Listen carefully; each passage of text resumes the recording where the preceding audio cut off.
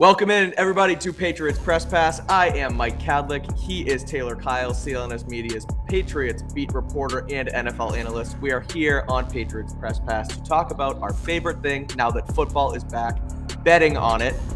This segment is powered by FanDuel, America's #1 sportsbook. If you bet $5 right now, you can get $100 off NFL Sunday Ticket. If you go over to FanDuel.com/Boston, what we're going to do on this show every week on Friday is run through the AFC East games and a couple games of the week to talk about who we like, who we don't like, basically what Taylor likes about the game, what he sees, injuries coming down the pike for each matchup, and then I'll give you a little spin on the gambling, what I like in the game, and then my picks and predictions for the spreads and the totals. All right, we'll start with the Patriots. Eagles are in town. Tom Brady weekend. I know, Taylor, you're super excited about this one. We all might be a little sick of it at this point, but Brady's back. It should be a good one. The Patriots are +4. They are underdogs to Philly, who is -205 on the money line. The total is set at 45. Obviously, makes sense. Patriots are dogs, Super Bowl champions coming into town. They always talk about home team gets like a 3-point buffer, so you call it what? Eagles are 7-point favorites on a neutral field. I don't know how I like that, but what do you make of the game in general? You know, a couple keys to the game, like can the Patriots survive? And ultimately, how do you think this one ends up? Can they survive? No, they cannot. Yeah. No. You mean this is a tough matchup. Like they're the Super Bowl runner-ups for a reason. They have a lot of continuity, especially on offense. The only really big loss they had was Isaac Seumalo, right guard, who's now with the Steelers. But yeah, I mean, they still got A.J. Brown. Right. Still got Devontae Smith. They still got Dallas Goedert, who people tend to forget about, but he's a really effective underneath target for them, can also threaten the seams a bit. And then the run game. Like they got Rashad Penny, who, got hurt last season. You have to be determined what we're going to see from him. Then they got DeAndre Swift. They got Boston Scott. They got Kenneth Gainwell. And, of course, they've got Jalen Hurts. All four listed as starters, as the starter on the Eagles. We were talking about that. It's kind of funny. Keep everybody on their toes. Right. Sirianni was like, we don't even know. If the guy's good, he'll get the hot hand. Right. We'll see what happens there. But, I mean, this offense, it's truly pick your poison. Like, this is a Madden roster where you try to take away one thing, they're just going to go to something else. Now, it's going to be interesting to see how first-year offensive play caller Brian Johnson, if he's able to keep up with Steve Belichick, because Steve's got plenty of experience. He's someone who understands the flow of games and what his defense does well, what they don't, and the Patriots also have a lot of continuity on defense. So that matchup with the Eagles offense, Patriots defense, I think is going to be really fun. Now, it's less optimistic for the Patriots side because I think they can hold their own defensively to a degree relative to the offense they're playing. But with the Patriots offense, we don't really know what they're going to look like for sure. We have a pretty good idea. It's going to be RPO heavy. A lot of play action when they do want to go downfield. Some quick game stuff, especially because of all the question marks on the offensive line. I've been saying it's one thing when you have right tackle as a question mark, but, Cole Strange and Mike Nwenu have both been limited all week. It seems like we're going to see a decent amount of Antonio Mafi. Calvin Anderson hasn't played. So you can't even really lean on the run game, which was a bit of a weakness for the Eagles last year because you don't know whether or not, this unit's going to work well together or how possibly having to cycle through guys is going to work out. Yeah, so I'm going to go with the Eagles in this one. Not going to overthink it. I think the Patriots are going to make it competitive. I think there's also going to be some sloppy play that's just associated with week one. Guys are working out the kinks. Tackling's kind of harder because you haven't been doing it in a while and you're getting up to speed again. But, I mean, the Eagles are loaded on both sides of the ball. I think they're vulnerable in the middle of their defense because they got new faces and guys stepping into bigger roles at linebacker and safety. That's where Bill O'Brien thrives. But at the same time, it's going to be really, really tough to keep up with this Eagles offense, even if the Patriots are able to slow them down a bit. Right. And to that point with, the slow play, guys getting used to it, first week, yada, yada, yada. I think that tells me take the over 45 points. Like, I know people are nervous about this Patriots offense, but like you said, nobody really knows what the offense is going to do. So I think they're going to kind of get right into it. Not that they're going to come out guns blazing or anything, but I think they're going to score some points. I also think Philly, you mentioned A.J. Brown and Devontae Smith and those four backs, Jalen Hurts, a cerebral player, doesn't make mistakes. I think both teams are going to score points. My final score prediction is a 27-21 Eagles win. So in that, I'm taking the Eagles -4. I think that's a short line. Like I get that people talk Super Bowl hangover. Brady's coming back, so the Patriots are going to be fired up. It might be a closer game than some may think for a team that was a disaster in the Patriots last year and that Philly was just, in the Super Bowl. But at the end of the day, I'm not going to overthink it either. I think the pick is Philly -4, and I think you take the over 45 again, 27-21. Let's move on to the rest of the AFC East. We are first going to go to Chargers versus Dolphins. If I can get my lower third up, which I can. The Chargers are 3-point favorites. They are at home hosting the Miami Dolphins with Tua, with Tyreek Hill, with Jalen Waddle, all those guys. FanDuel has the over-under at 50.5, so definitely higher because, again, you have these two offenses, like I said, with Tyreek, with Jalen Waddle, with Tua, and then on the other side of the ball, you have your Justin Herberts, your Mike Williams, Quentin Johnson's there, Keenan Allen, Austin Eckler, you name it. This is going to be, in my opinion, throwing the ball all over the yard to start this one. So immediately, before we even get into any analysis, I lean over right away because I just think both of these offenses are so high-powered. Jalen Ramsey is out for Miami for 4 weeks. He's on IR. On the other side of the ball, J.C. Jackson's back, but even though he was at one point considered one of the better corners in football, at least top half, he was out last season, then this is his first game action in like a year and a half now. So I think that both secondaries are going to be slow to the jump. So immediate, I like the over, but tell me more about what this game, what you think from both sides of the ball, and how they can sort of both teams can attack. Yeah, so Teron Armstead hasn't participated. Let's see, Wednesday, Thursday, didn't participate. He's out. Yeah, I heard he's out already. Yeah, so well, there you go. That's a huge blow to the Dolphins because when they last played, he wasn't really at full strength, and Kyle Van Noy was having a lot of success against him. Right. Like, Kyle Van Noy is a good player, but Teron Armstead at the top of his game, one of the better left tackles in the NFL. And the Chargers, for like the first time, and it seems like ever, are actually pretty healthy. You know, they've got their offensive line, which I think is the best that Justin Herbert's had his entire career. Like you said, whether or not J.C. Jackson plays is a big factor, whatever. We saw last year that the scheme that the Chargers were able to use against Tua, it took away the RPOs and the quick game that he loves so much, and it really kind of forced him to have to throw outside. So he's going to have to – he did have like the long bomb to Tyreek Hill where he just ran by somebody. But still, that's not really Tua's game. So I think this is going to be another matchup where it really tests if the Dolphins can play their style of offense or if they can adapt when the Chargers say, we're not going to give you your bread and butter plays. And at the same time, I really like the Chargers. One, again, they're healthy. I think the offensive line being in better position is really good. And also, I really like their offense. I'm a big Justin Herbert guy. I love because you're an LA guy. You can't get out of LA. I guess. But yeah, I mean, Keenan Allen just is consistent as they come. He's not what he used to be, but he's still one of the better route runners in the NFL, knows how to get open. Mike Williams, dog. Quentin Johnson has looked really good from the videos I've seen in training camp. So I really do think this could turn into the Chargers possibly running away with this one. Yeah, that's obviously a really scary prediction when you got Tyreek Hill on the other side of the ball, who could, as they showed, could flip the game at any moment. But and I also don't want to discredit this Dolphins defense. Like Vic Fangio, one of the best defensive minds in the NFL. Without Jalen Ramsey, it makes it a little tougher, on them in terms of what they can do and how dominant they can be. But it's still, I think, going to be one of the best defenses in football. So, it's really great scheme and talent for the Dolphins, but also, a similar situation on the other side with the Chargers. So I think there's a possibility that this could be one that the Chargers win pretty comfortably. I like that because we've talked about it, and I think I've said this to you probably a million times now. You're the stats and analytics guy, and I'm the vibes guy in this relationship here. And I am Chargers vibes all day. Sick uniforms. Herbert's a dog. Already got paid.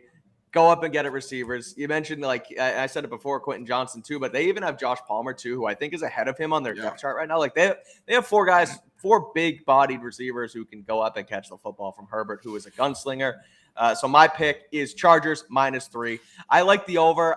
I said it before. I do wonder, like you said, about Vic Fangio's defense, but again, with Ramsey out, I know they still do have Xavier Howard as their other top corner, who is at this point in his game even probably a little bit better than Ramsey. But at the end of the day, whoever he takes away, you still have three other options. So I'm going Chargers -3. I'm going over 50.5. And now for my favorite game of the weekend, Monday. It's actually not really the weekend. It's Monday Night Football, AFC East. The Bills are at the Jets. Aaron Rodgers returned. I don't know if you're a Hard Knocks guy, Taylor, but I am all over these Jets. I don't think you are from just the look on your face. I'm a little behind. I'm a little bit behind. I got to catch up. That's fine. The Jets are dogs in this one. Home dogs with the Bills coming in. FanDuel has them as home dogs. Jets are +120 on the money line. The total is 45.5. Obviously, Aaron Rodgers' first game. They got that offense with Garrett Wilson, who's cooking. Double running backs in Breece Hall, Dalvin Cook, a couple studs on defense, Sauce Gardner, CJ Mosley, all the names you can think of. But then you got the Bills, who have won the AFC East every year since Tom Brady left New England. Josh Allen's obviously the guy up there. Well, what's the face? I'm sick of it, man. Yeah, I know. Me too. We need to get one. But maybe change it the can guard. be the Jets. Maybe it can be Aaron Rodgers who is the changing of the guard. What do you make of this game? Who do you think ultimately comes out on top, and how does this one play out? This is such a fun game. And I know. It can turn into a shootout. The thing Yeah. is, they're good defenses, but also Josh Allen and Aaron Rodgers. If you put their back to the wall, they can find a way to get the ball in the end zone and get downfield. So it's really tough. For me, the difference maker, especially looking at this injury report, is the offensive lines. I think the Bills have the clear advantage there because right now the Jets, Mekhi Becton and Dwayne Brown, both guys that were limited. They've been battling injury for a while. Breece Hall, we don't really know what we're going to see from him, if anything. Obviously, Dalvin Cook's there. That's going to be a bit of a boost. But I just trust the Bills more. Cyrus Torrence, I think, is supposed to play a big role for them. I loved him coming out of the draft. Gives them more physicality to complement Damian Harris, who they signed. James Cook, big play threat, obviously. I just think the Bills are going to have more options in terms of whether they need to throw or run. They can just adapt to whatever the game gives them. Whereas the Jets, both your tackles are hurt. That's a really tough position to be in, as we're familiar with.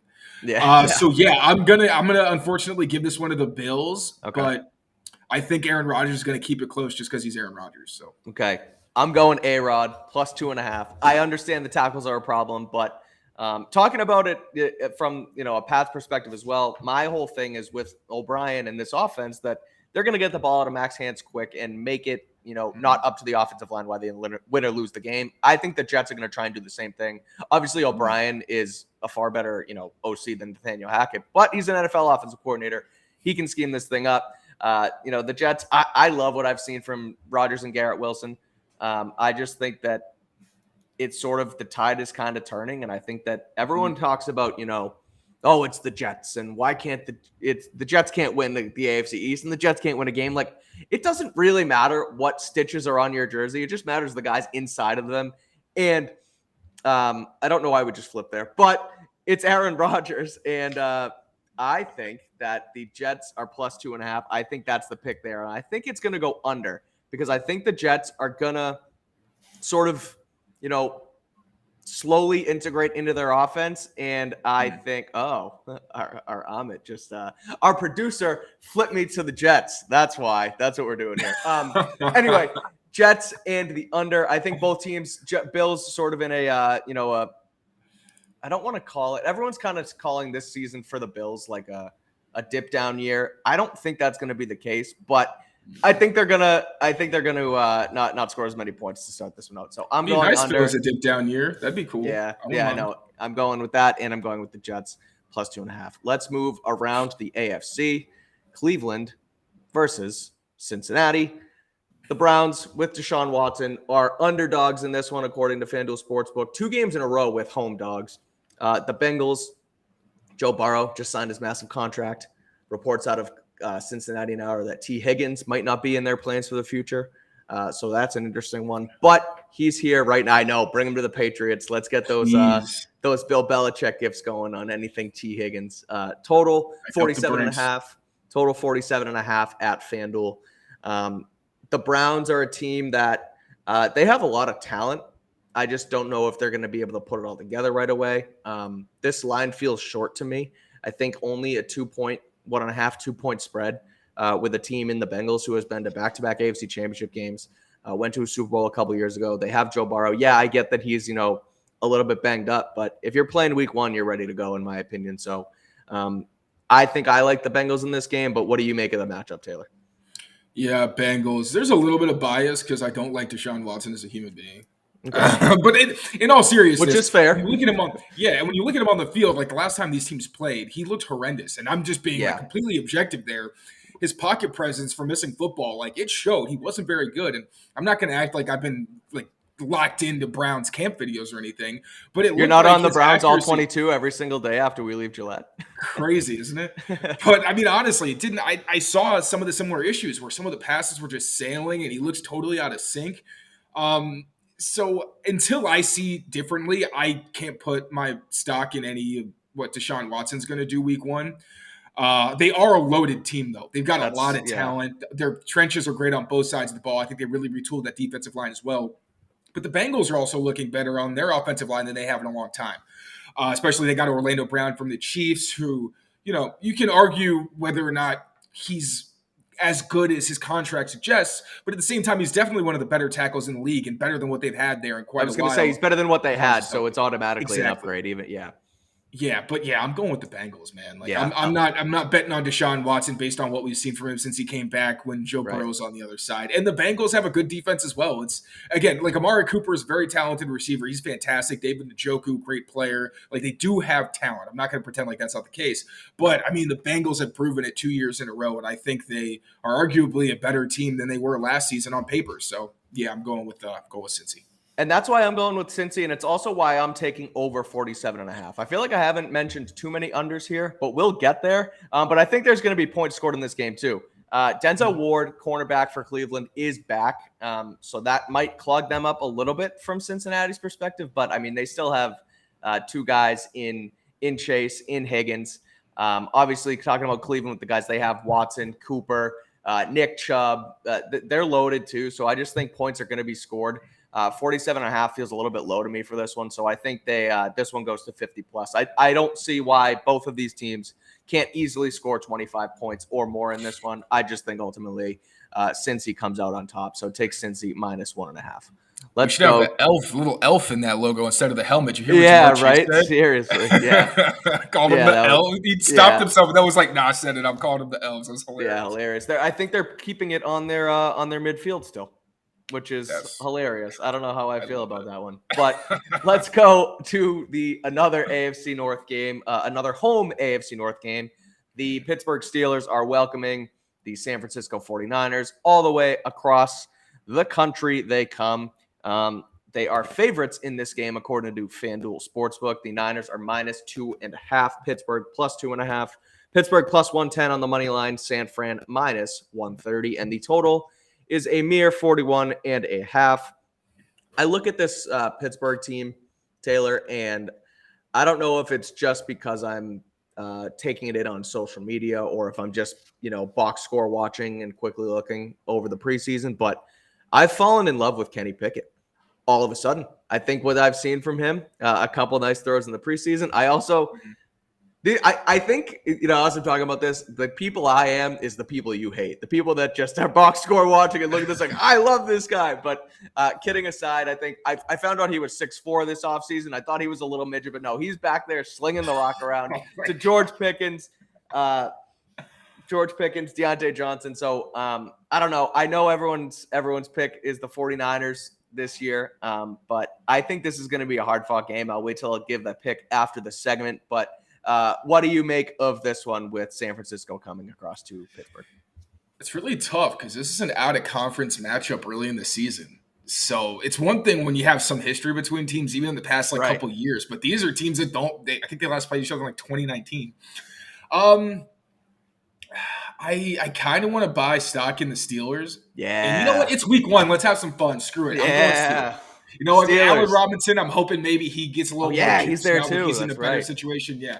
They got some big dogs at receiver. I think their offensive line, I like it. Like I said, they got Isaac Seumalo from the Eagles. I think that's pretty big.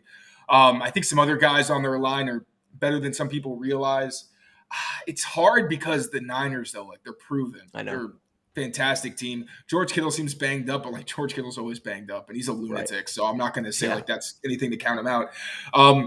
I do think the speed that the 49ers have a receiver is going to be very stressful. You look at the cornerbacks for the Steelers. They got Patrick Peterson. Mm-hmm. They got Levi Wallace, who's all right. And then who's their nickel? Chandon Sullivan, who was on one of the worst secondaries in the Vikings last year. I hadn't watched him closely enough. I'm not going to put it on him. But, with Brandon Ayuk and Deebo Samuel, that's a lot of explosiveness. It's going to be hard to keep up with. So I think this is going to be a close one, especially, again, they're not familiar with each other. It's week 1. I don't think these are going to be clean games on either side. And as much as I want to go with the 49ers because they're proven, like I said, you know what? Got to have a fun Pittsburgh. Pick. Sometimes you just throw logic out the window. Let's go have Pickens. Fun. Yeah. Let's go Pickens to Pickens. Yeah, and I look at it too with the Niners, right? Like this whole quarterback saga they've gone through. I know they trust Brock Purdy, and I think that I shouldn't call it a saga, but they've gone through, ups and downs with quarterback position, all the injuries last year. And Purdy comes in off an injury, and I think, and he showed it last year, he's a guy that can, sit back there, decision make, something that Kyle Shanahan loves. Get the ball to his guys. And you talk about Ayuk, you talk about Debo. But I still think it's going to take him some time to get his feet wet. He was Mr. Irrelevant last year. All of a sudden, he is now the guy. Like, he's had some time to take that all in, which I think when he was thrown into the fire last year, he was just like, screw it. I'm just going to be nasty, and everyone's going to talk about Brock Purdy. Now that it's all on his plate, I wonder how he's going to handle that. Ultimately, I think they'll be fine. And now he's got Sam Darnold on his heels. Exactly. But no, I think low scoring, but I think Pittsburgh. So I'm going under 41.5, but I'm going Pittsburgh with the points. I think they'll squeak it out in the end. Our next matchup that we will talk about is the Packers at the Bears, and Packers at the Bears.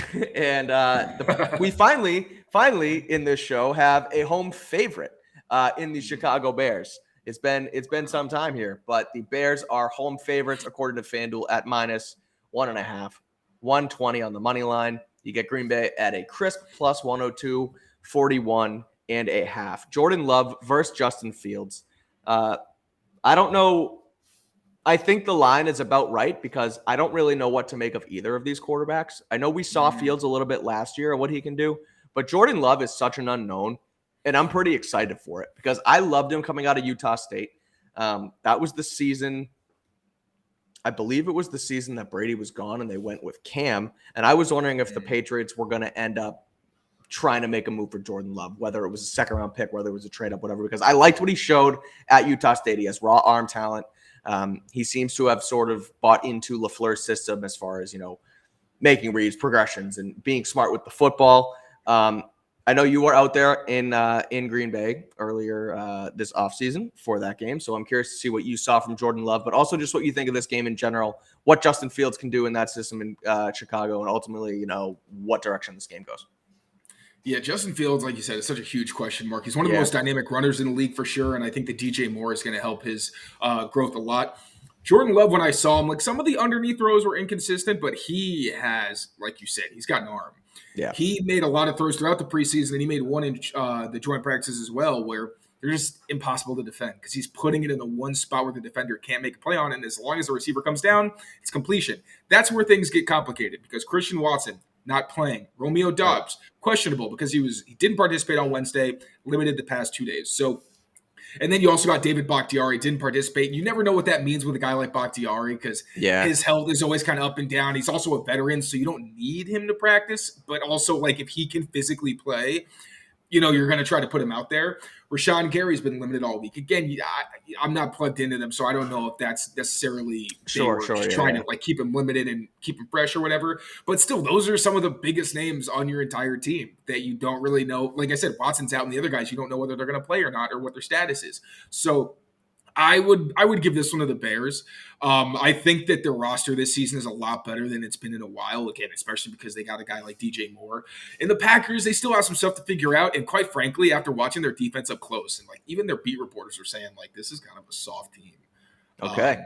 Jabril Peppers made it very clear that he thought they were a soft team. And they didn't really do anything to dissuade that notion. And against a team like the Bears that they have to run it 30 times, we're like, all right, bet, we'll do that. I'm not sure. And Luke Van Ness is someone that they brought in specifically to help in that department. I don't know if the rookie in his first NFL game is going to be enough. So, I'm hitting the Bears on this one. You know what, Taylor? I'm reading off my notes here, talking about the betting lines, and you completely changed my mind. I had Packers plus 1.5 as my pick because I like Jordan Love. I liked what I've seen from him so far. But with the receivers out, with Bakhtiari out, with Gary questionable, all that good stuff, I just think that you're right. DJ Moore comes into the Bears. They feel like they're a little bit more of, I guess, in position to win now, where the Packers are sort of kind of this whole turnover with Rodgers. So I think I'm going to take the Packers, or I'm going to take the Bears minus 1.5 rather, out in Soldier Field. So you changed my mind. 41.5 is the total. It feels low. So I what's going want to on, to be say over. I honest. want to say over, but I had the over first, and since you changed my mind the last time, I'm going to let you change my mind again. So we're going Bears -1.5. We're going under 41.5, and that's going to be the picks for this NFC North matchup. Let's head over to the AFC West, where we have the Raiders heading to Denver to take on the Broncos, and plenty of storylines Weird here. teams. Such weird teams, man. Weird teams, weird storylines. You talk about Jimmy Garoppolo, former Patriots. You talk about Chandler Jones, and I'm not really sure what's happening with him and Josh McDaniels right now, but there's something there, and it's not gelling. On the other side of the ball, you have Russell Wilson, you have Sean Payton, you have Jerry Jeudy's injury, you have the fact that these two teams are AFC West rivals. Right now, the spread, according to FanDuel, is Broncos -3.5. The total's at 43.5. So Denver, home favorites, but I feel like the Raiders, maybe head to toe, have a little bit better of a roster, but they just kind of seem like a cluster out there. And it's kind of interesting. Like, I wonder where Sean Payton and Russell Wilson are really at this point, again, because it is week one. So 3.5 point favorite seems a little high to me. I know they're at home, but what do you make of the matchup? And also, let's get your thought on the drama out in LA or out in Vegas and in Denver too. Man, I don't know. You know me. I'm not a drama guy because I hate speculating, especially when I don't have all the information. Like Chandler Jones, man, if he's going through something, I just hope he gets help. I don't know what's good, but some of the things I've seen make it kind of point to maybe he's going through something. So yeah, I want to be 100%. Sensitive to that. And with Russ and Sean Payton, man, like I don't know what's good with Russ. I really don't. Sean Payton's also the quarterback whisperer, so you never know what he's going to actually be able to get out of him. But also, I mean, like the Broncos, I'm looking at the depth charts right now. The Raiders, their offensive line kind of scares me. Their best is like Colton Miller, right? Like that's all they have. Yeah, like Jermaine Illuminor was actually one of the better right tackles in football last season. I was wondering if the Patriots are going to bring him back because they had a need. Jimmy Garoppolo is in a new offense. I'm looking. So who do they got? Jimmy Garoppolo is also a guy who's, sorry to cut you off, very injury prone as well. So you talk about an offensive line who might be piecemeal like the Patriots are doing, but also just not very good. The second Jimmy gets hit, he could be subject to the injury report. So sorry, continue on. No, you're good. And Jimmy is also a very one-dimensional player. So I feel like there's things like if you hone in on those throws over the middle of the field with a guy who's in his first start for a new team, he's not really going to have a great grasp, I don't think, of his weapons or maybe what he does well in that system against a live defense. And I'm looking at, like, the Broncos have a really good defense in a lot of areas. Yeah, obviously, Pat Surtain. They got Randy Gregg. Oh my God! Yeah. Oh yeah. No, I'm going Broncos. Yeah. All right. I had to refresh my memory on this defense. Yeah. Zach Allen, Randy Gregory, Pat Surtain, Justin Simmons. Yeah. I can't give this one to the Raiders. They got their own talent as well. I'm not saying this is going to be some kind of like shootout or anything. I think this is going to be a pretty ugly game. But yeah, and I just trust Russ with good weapons more than I trust Jimmy with also, Jacoby Myers, Devontae Adams. Nothing to scoff at necessarily, but I just think the talent for the Broncos may be a little bit too much. Yeah, I think I'm going to go opposite. I think I'm going to take the Raiders here, +3.5. I know. Sorry about it. I couldn't convince you. Damn it. Yeah, this is weird, man. Let's split it. I think that's fair. Yeah, we'll split this one. I've always been a Jimmy guy, and I also think Devontae Adams is just nasty. I think Josh McDaniels, as much as he can rub some people the wrong way, I think him and Jimmy probably have a decent enough relationship where like that offense as a whole will kind of click more so than it did last year with Derek Carr. Jacoby's obviously there. Josh Jacobs, one of the better rushers in the NFL last season. So I like what I've seen from them, or I like what I think I can see from them on offense, I should say. So I'm going to take the Raiders +3.5. I think they can at least keep it within a field goal, if not win this game outright in Denver. And I'm going to go with under 43.5.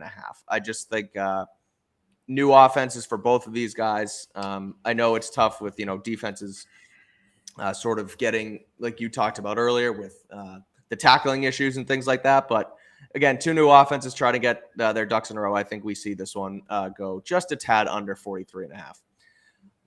Taylor Kyles, let's wrap it up with Sunday Night Football with the Cowboys traveling to the New York Giants to MetLife Stadium.